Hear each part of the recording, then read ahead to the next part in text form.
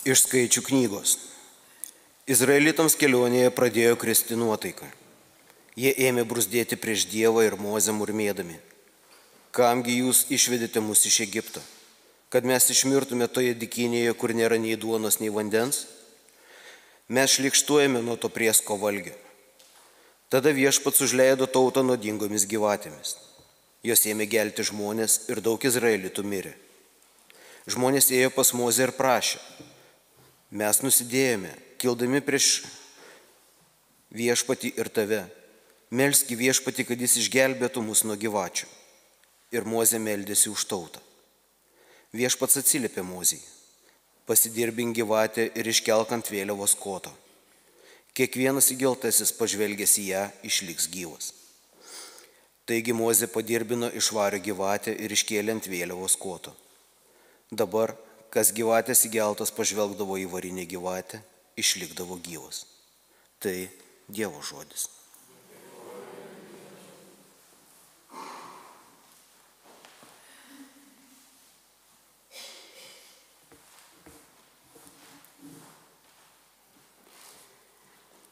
Neužmirškime Dievo stebuklų. Neužmirškime Dievo stebuklų. Klausyk mano tauta, ko tave aš mokinsiu, ką ims burna mano byloti, dėmėkis. Mano lūpos aiškins pavaizdais, paslaptį senųjų amžių atskleisiu. Neužmirškime Dievo stebuklų. Gal abiem imdavo Dievo ieškoti, grįždavo glaustis prie jo. Atsimindavo, kad uola jiems yra Dievas ir vaduotojas, Dievas aukščiausiasis. Neužmirškime Dievo stebuklų. Jie gerindavosi jam savo burna, meluodavo savo liežuviais. Netiesios jam jų būdavo širdis, jo sandorai nebuvo klusnus. Neužmirškime Dievo stebuklų. Tačiau Dievas pasigailėdavo, dovanodavo kaltę, nenorėdavo jų sunaikinti. Kaskart sulaikydavo savo rūstybę, nebaigdavo viso apmaudo lieti. Neužmirškime Dievo stebuklų. Neužmirškime Dievo stebuklų.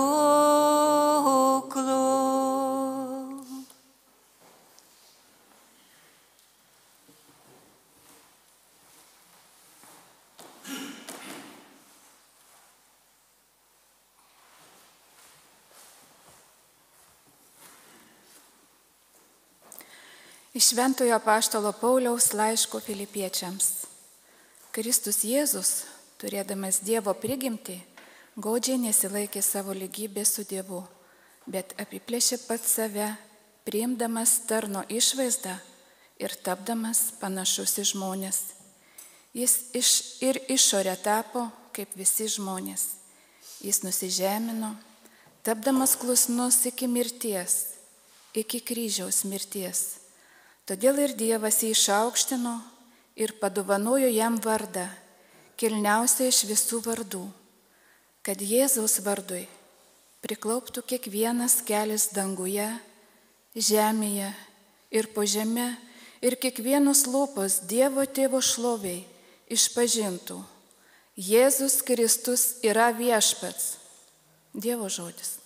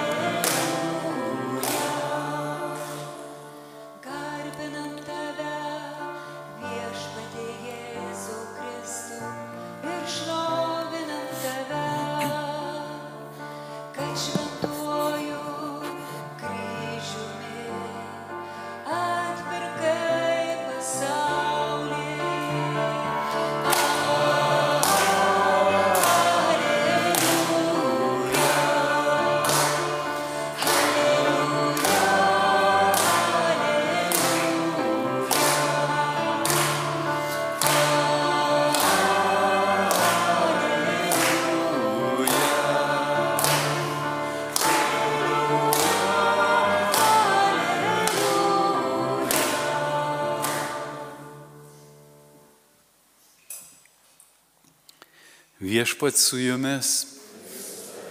Iš Šventosios Evangelijos pagal Joną. Garbė tau, Viešpatie. Jėzus pasakė Nikodemui: niekas nebuvo pakilęs į dangų, kaip tik žmogaus sūnus, kuris nužengė iš dangaus. Kaip Mozė dykumoje iškėlė žaltį, taip turi būti iškeltas ir žmogaus sūnus, kad kiekvienas, kuris jį tiki, turėtų amžinąjį gyvenimą. Dievas taip pamilo pasaulį, jog atidavė savo viengimį sūnų, kad kiekvienas, kuris jį tiki, nepražūtų, bet turėtų amžinąjį gyvenimą. Dievas gi nesiuntė savo sūnaus į pasaulį, kad jis pasaulį pasmerktų, bet kad pasaulis per jį būtų išgelbėtas. Viešpaties žodis. Jėzau, tavo žodžiai te panaikina mūsų klaidas. Prašom sėstis.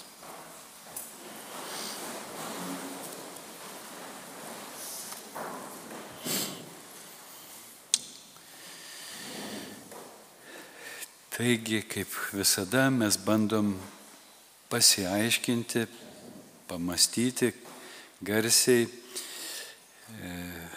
ką Dievas nori mums šiandien pasakyti per šituos tekstus, ką nori mums priminti, ko nori mus išmokyti.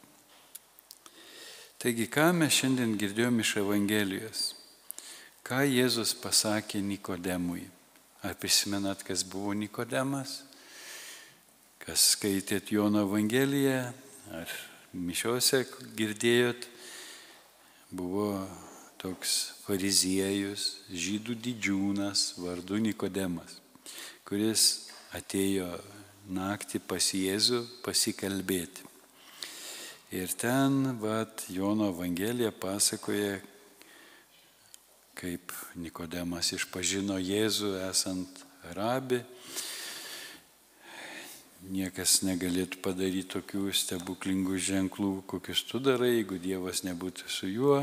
Išpažįsta, kad jis yra atėjęs nuo Dievo.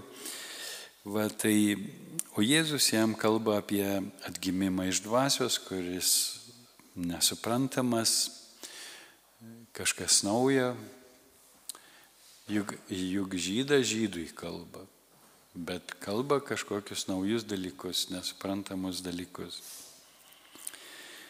Na, kas nors gali išvartyti visai, aišku, kad čia vėliau parašyta, kad čia pamokslavimo tikslais istorija tokia, jau kaip pamokslas rašomas ir panašiai. Bet jeigu mes pradėsime taip žiūrėti raštą ir abejoti šitą vietą įkvėpta, šitą neįkvėpta, čia žmonių sugalvota, tada prasidės chaosas. Mes tikime, kad tai yra Dievo žodis ir užrašytas taip, kaip Dievas norėjo, kad jis būtų užrašytas, aišku, ribotų silpnų žmonių, bet viskas Dievo valioje ir Dievas nori mums šiandien kažką per tai pasakyti.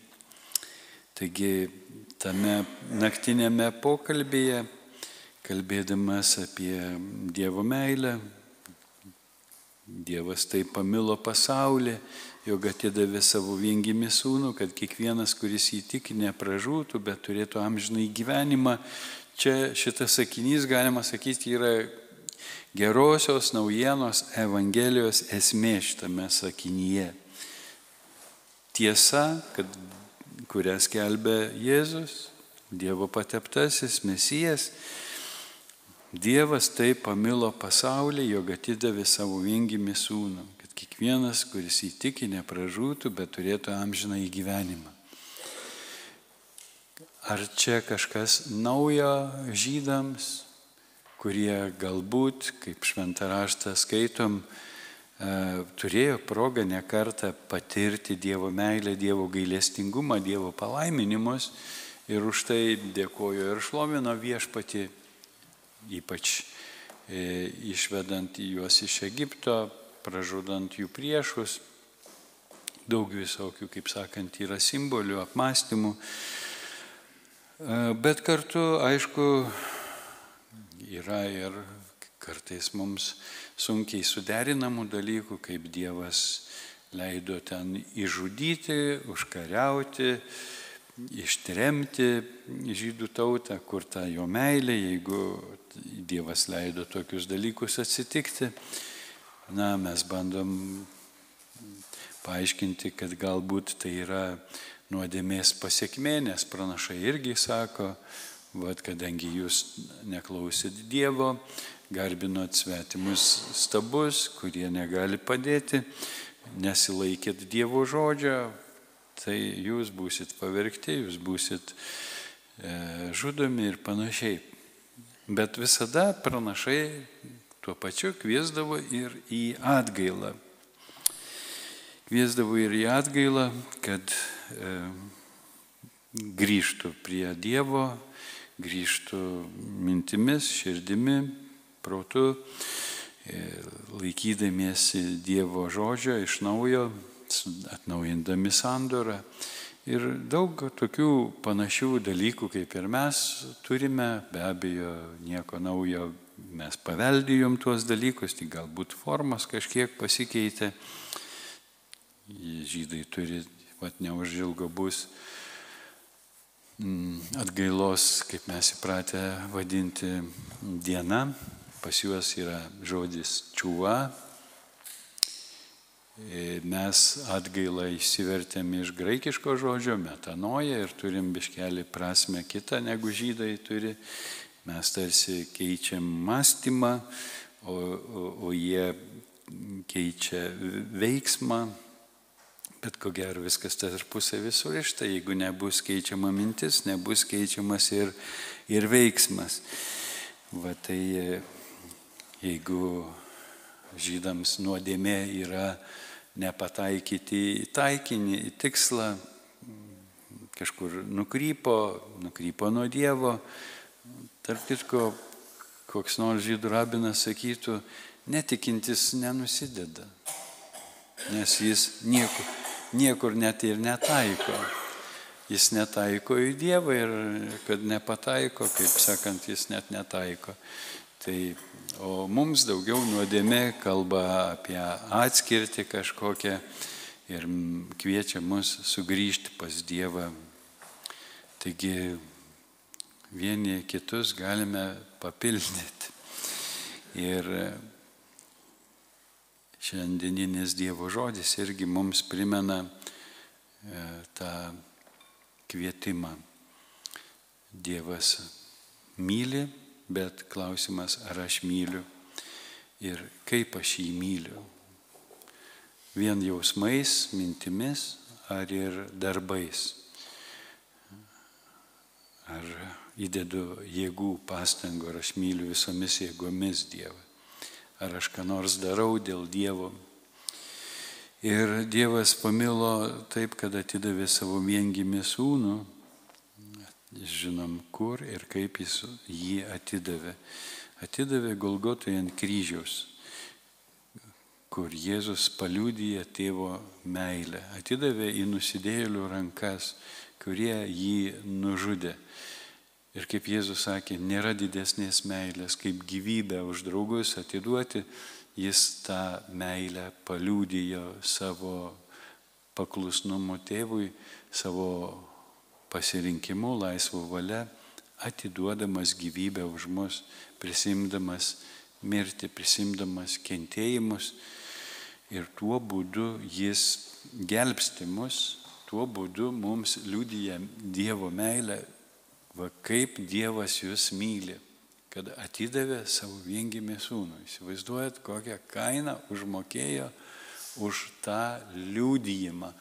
tą žodį, kad Dievas myli jūs, Jėzus patvirtina savo paklusnumo tėvui iki mirties, neišsižada tų žodžių, neišsižada tėvo, neišsižada savo priklausomybės tėvui, atiduoda gyvybę už mus, prisima kančią. Sunku galbūt žmogaus protui tai suvokti, bet tai kažkaip pas Dievą veikia. Kai žmogus patiki tą tiesą, kad Jėzus mano asmeninis atpirkėjas, kad Jėzus numirė už mane. Tai yra posūkis, tai yra krypties keitimas, gyvenimo krypties, minties, gyvenimo būdo keitimas. Kai aš patikiu širdimi, visų protu patikiu, kad Jėzus numirė už mane, kad aš gyvenčiau Dievo vaikų gyvenimą. Jėzus numirė už mane savo mirtimi, paliudydamas, kaip tėvas mane be galo myli. Kai aš įtikiu tą meilę, aš atsiveriu tai meiliai, tai keičia mano gyvenimą.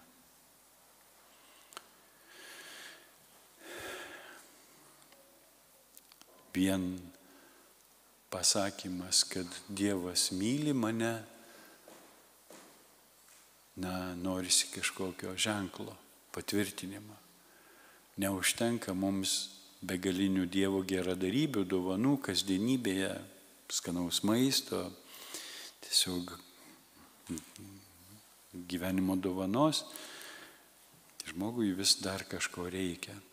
Kažkokio ženklo, kažkokio patvirtinimo, o ypač, kai žmogus susiduria su liga, su persekiojimu, su nesėkme, su traumom, kai kenčia skausmą, jam žymiai sunkiau tikėti, kad Dievas jį myli. Kodėl jis leidžia jam kentėti, jeigu jis jį myli? Ir tai yra slėpinys, kodėl jis leidžia jam kentėti. Ir kodėl jis mus visus tarpusavį sujungia, o ne kiekvieną individualiai paleido. Kodėl jis nori, kad mes eitume kartu. Ir kažkaip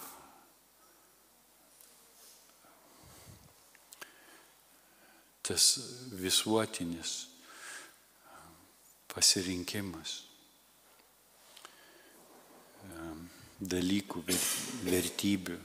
Pavyzdžiui, žydų tautoj visada buvo pranašų smerkiama stabmeldystė. Ir kaip ta stabmeldystė atnešdavo liūdnas pasiekmes visai tautai. Ne tik tiems, kurie tuos stabus garbina.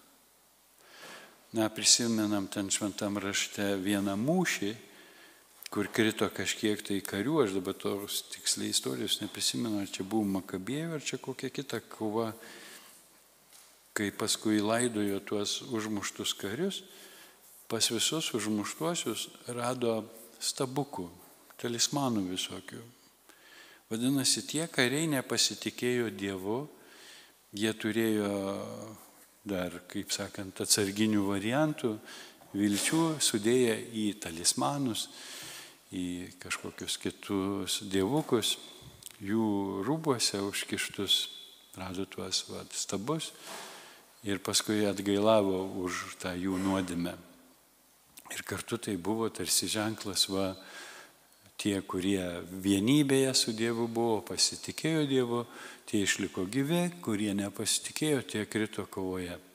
Buvo sužeisti, kaip sakant, užmušti.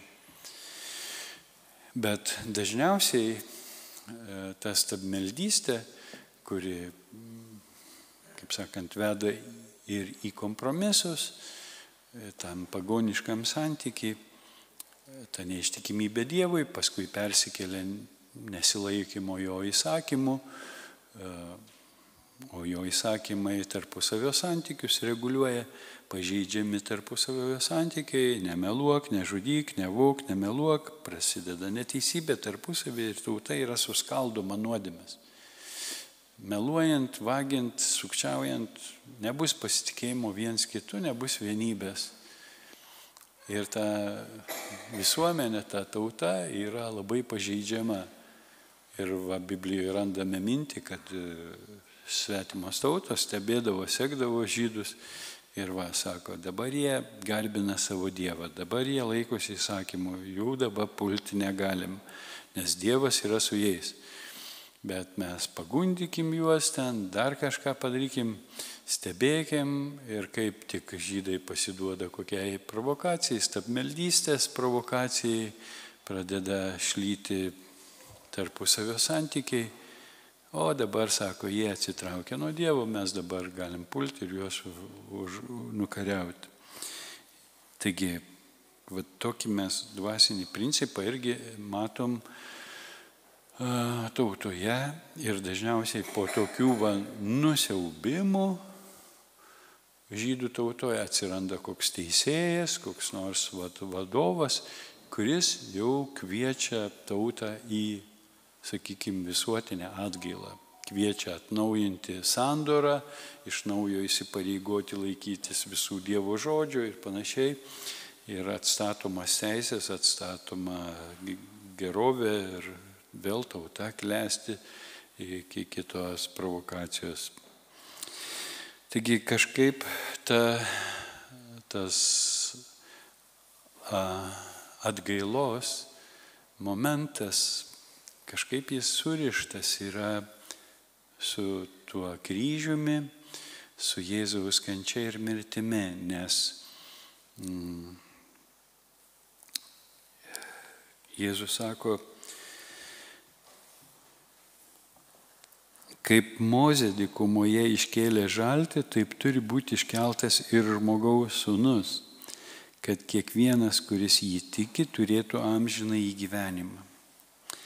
Kaip dykumoje buvo iškeltas žaltys, taip turi būti iškeltas žmogaus sūnus.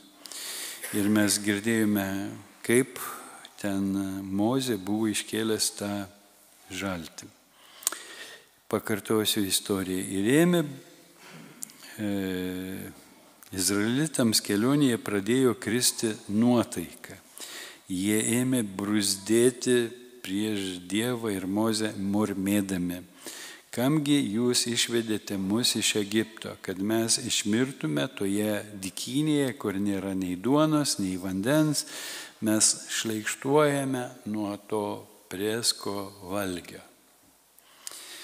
Čia jau, kaip sakant, ko gero ne pirmas murmėjimas.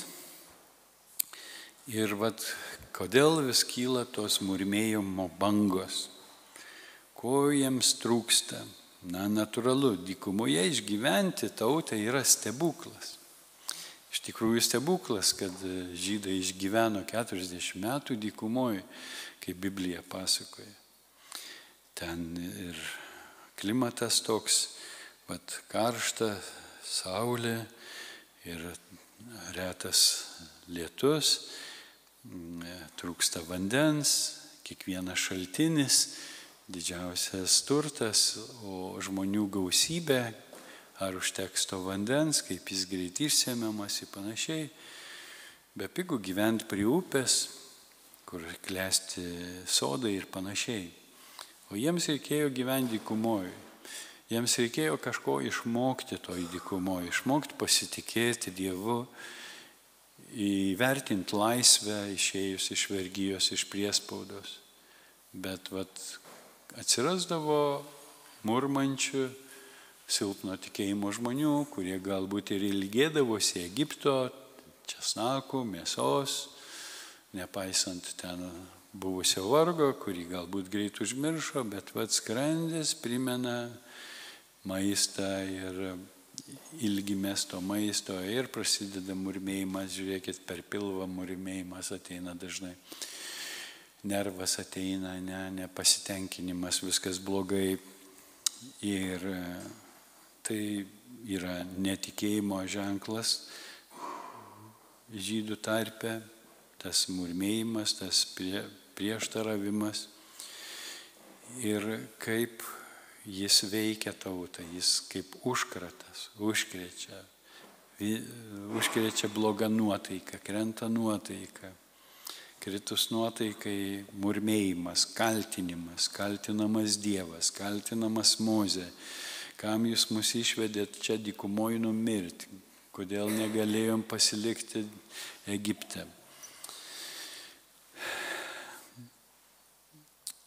Ir viešpats užleidžia juos gyvatėmis. Tada viešpats užleido tautą nuodingomis gyvatėmis. Iš kur tos nuodingos gyvatės?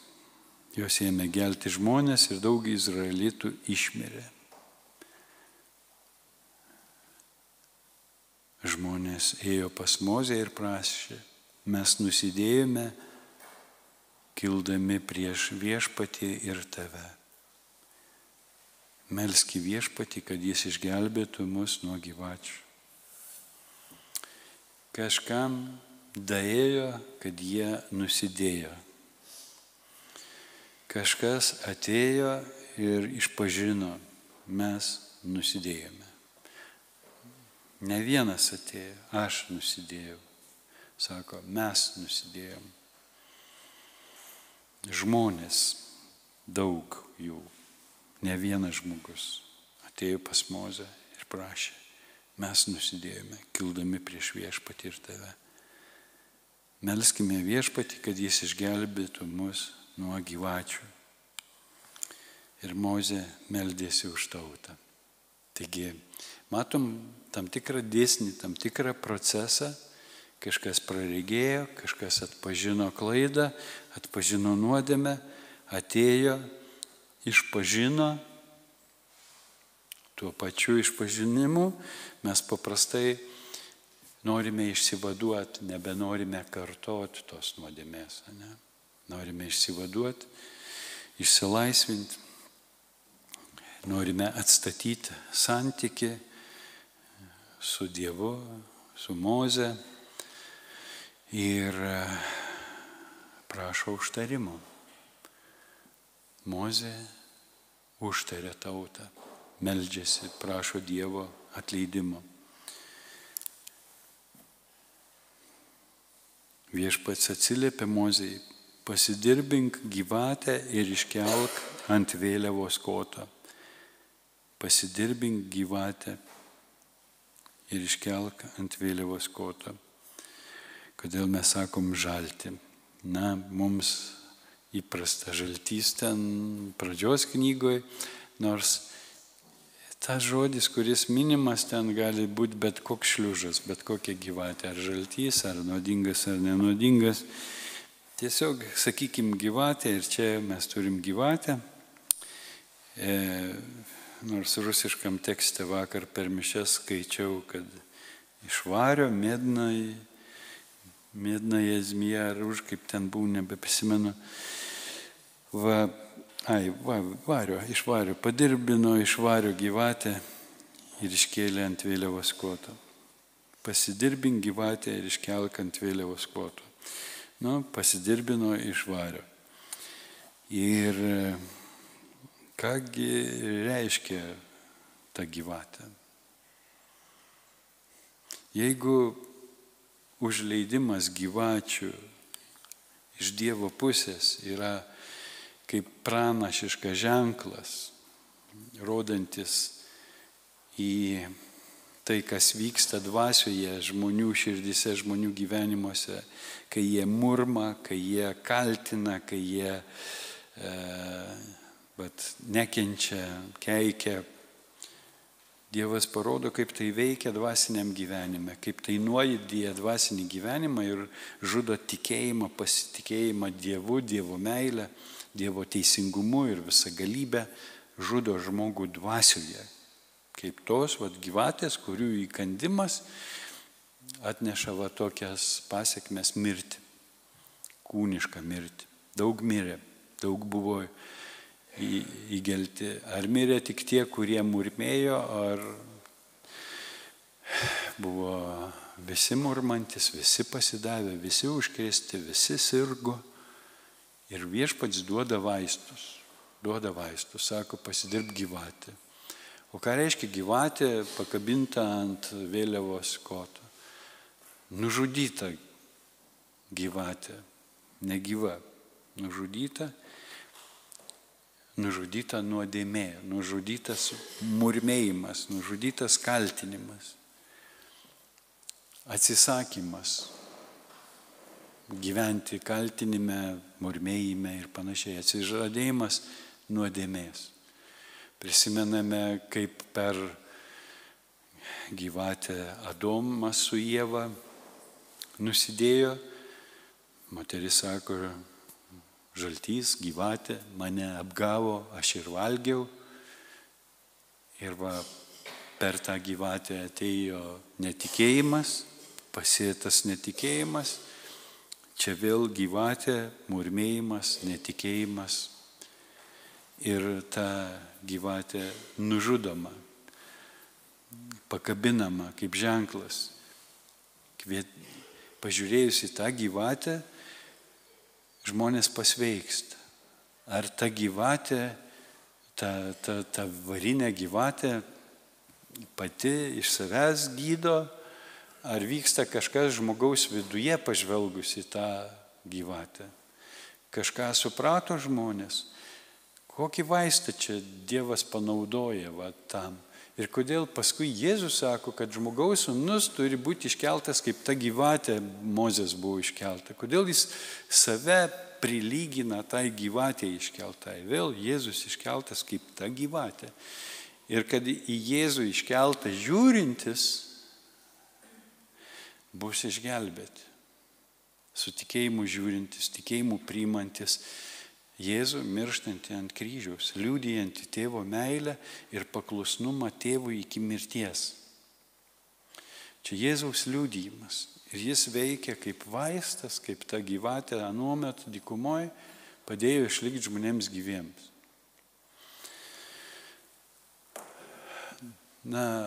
O žydai, kažin, nepradėjo garbinti gyvatės nužudytos kaip Dievo.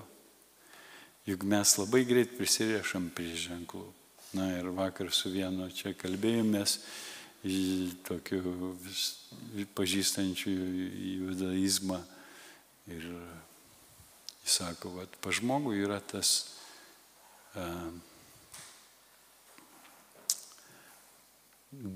toks, kaip čia pasakyti, principas, ne principas, bruožas gal. Toks bruožas, kad žmogų traukia, taip, per ką jis patyrė pagalbą. Jis užmiršta, kad Dievas išgelbėjo, užmiršta, kad Dievas davė vaistus ir jis pradeda garbinti tuos vaistus.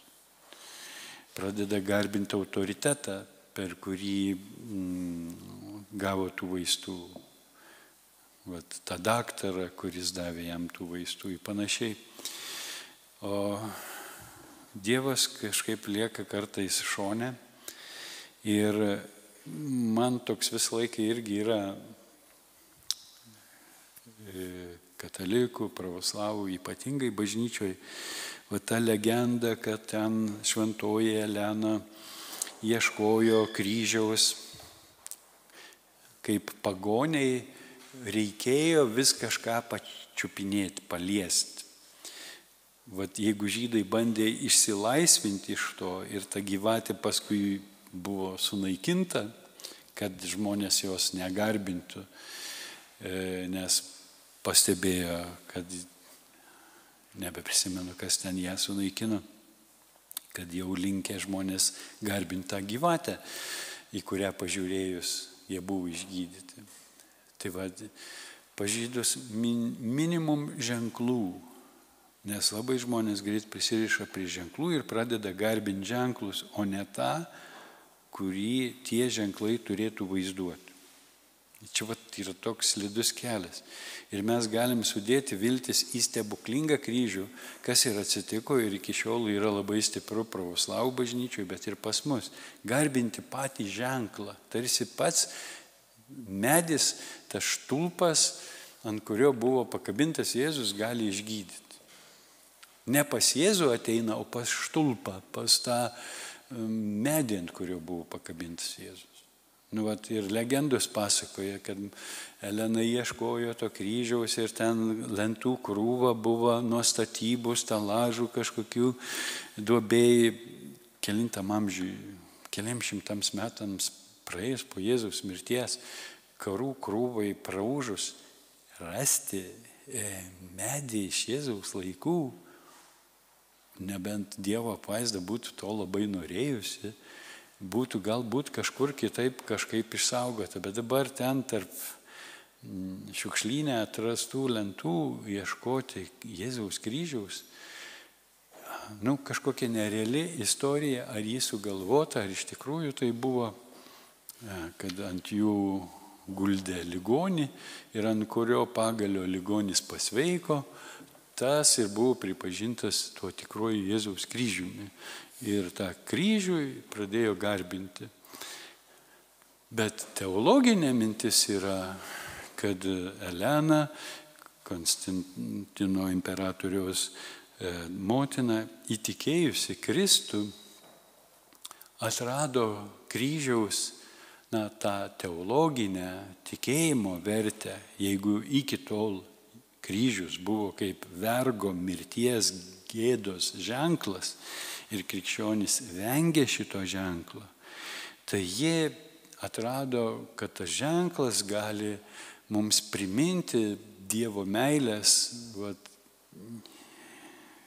pergalę prieš mirtį ir pragarą kaip ženklas, Dievo meilės ženklas, prisikėlimo ženklas. Ir pradžioj kryžiai buvo vaizduojami tokie graikiški, taip vadinami, kaip pliusas, lygus visi kraštai, o centre būdavo brangakmenis, kuris primindavo nukryžiuotąjį.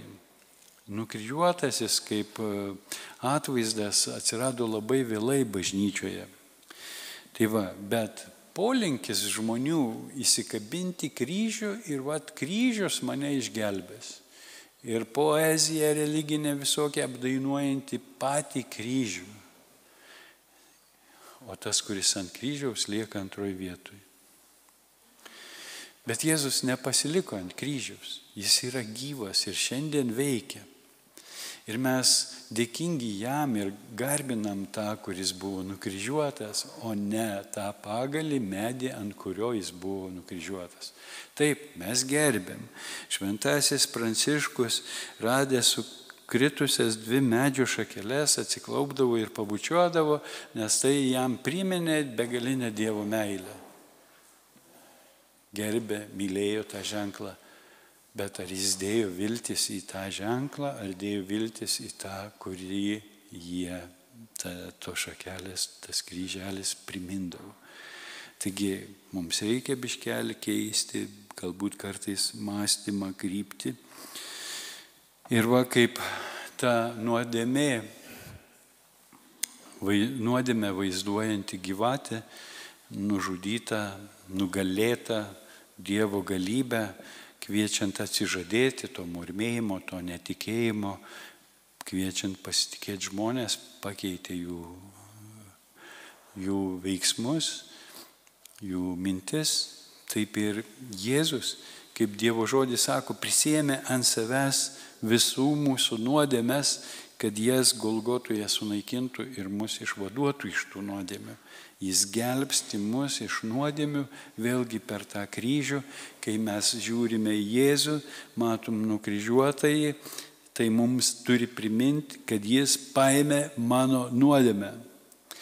O klausimas, ar aš atidaviau tą nuodėmę, ar aš jos išsižadėjau, ar aš toliau pasilieku toj nuodėmėj. Oi, vargšelis Jėzus nukankino, toks geras bičas buvo, nukankino, kaip nepasisekė tarpusavio paguodos grupėje, kenčiantiems labai artimas personažas. Va, ne man vienam tai blogai, bet buvo blogiau Jėzui, įpasiguodžiam ir čia užlūštam. O jis prisikėlė ar ne? Kur jis šiandien? Ar jis šiandien ant kryžiaus, ar jis gyvas dangui? Prisimenu Kretingoj, ten 90 kelintais metais, 98 ar 2000 gal, turėjom jaunimo grupę iš Airijos ir ruošėm šlovinimą stadione Kretingoje prie gimnazijos, ten kur tas kryžius stovi, prie to kalnelio. Statėm sceną ir ateina toks jaunas parapijietis, jis sako, ką jūs čia ruošiatės daryti? O, sakau, čia mes šlovinsim viešpatį, šoksim ir dainuosim, giedosim. Kaip jūs galite linksmintis, nukryžiuotojo akivaizdoje čia Kristus kenčia, jam vis dar čia jis kenčia medyje. Jam dar neprisikėlė, jis dar vis kenčia. O daugelis užstrigę, jis čia vis dar už mus kenčia. O sakau, jo, mes čia šoksim ir dainuosim, džiaugdamiesi, kad atsirado tas, kuris už mus numirė ir prisikėlė. Tas, kuris pajėgus buvo paimti mūsų nuodėmes ir jas sunaikinti ant kryžiaus. Mums tai primena tas kryžius, ką jis dėl mūsų padarė ir dėl to mes džiaugsimės. Kiek katalikų džiaugiasi, kad Jėzus numirė už jį. Ar jūs kada nors džiaugiatės ir dėkojot Dievui, kad jis atėjo, paėmė jūsų nuodėmes ir numirė ant kryžiaus?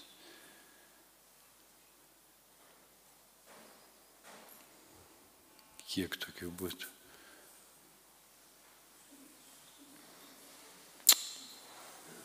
Gal 15. Vai, ką kiti veikia? Vis dar liūdite, kad jam nepasisekė. Dar nepatikėjote, kad jis paėmė jūsų nuodėmes, kad išlaisvino jūs iš jūsų nuodėmių. Jūs dar vis jaučiatės nusidėję, dar vis prašot atleidimo ir negalit patikėti, kad jis jau jums atleido. Ką daryti? Ir taip nueisit, tikitės pas jį, jis sakys, aš jums atleidau, aš jums liepiau darbus daryti, o jūs nedarėt darbų, jautėtės neverti, vis atgailavot, vis buvot liūdni, nelaimingi, vergai. Taigi, mes atiduosim jam savo nuodėmes, patikėsim, kad jis paėmė, patikėsim, kai išlaisvino ir sunaikino, džiaugsimės, kad atsirado tas, kuris buvo pakeltas su mūsų nuodėmėmis Golgotoje ant kryžiaus, kad jas sunaikintų savo mirtimi ir savo prisikėlimu. Ir jis nepasiliko ant kryžiaus, jis nepasiliko mirties glėbyje, nepasiliko kape, jis prisikėlė ir yra gyvas. Ir trokšta, kad mes tikėtume juo. Tikėtume išlaisvinimu, tikėtume atleidimu, tikėtume meilę. Ir gyventume, pakeitę savo mąstymą, pakeitę savo gyvenimo būdą, veikimą, kad darytume kaip jis, darytume gerą kitiems. Melskimės, kad Viešpats pasigailėtų mūsų ir mums daeitų, kad mes širdimi tikėtume, jog jis mums, mylėdamas mus, atleido mums, Jėzuje Kristuje Tėvas atleido mums mūsų nuodėmes, paaukojo Jėzų už mūsų nuodėmes, kad mes patikėtume atleidimu, kad patikėtume, jog nuodėmes nuplautos, sunaikintos, jų nebėra. Kai aš jas išpažįstu, atiduodu, Viešpats paima, sunaikina ir tu gali džiaugtis, šlovint Viešpatį, dėkodamas Dievui už išlaisvinimą, už atleidimą. Haleliuja. Ir aš tikiuosi, mes gėdosim su džiaugsmu ir Dievo vaikų laisvę, drąsiai, energingai, biški, ritmelį iš gedulingo į šventinį. Gerai? Bandykim. Mes žinau, kad esate čia kartais šaukiam. Ir galbūt šiandien šauksim, neįsigaskit. Išpažinkim savo tikėjimą kaip atsakymą į Dievo pažadus.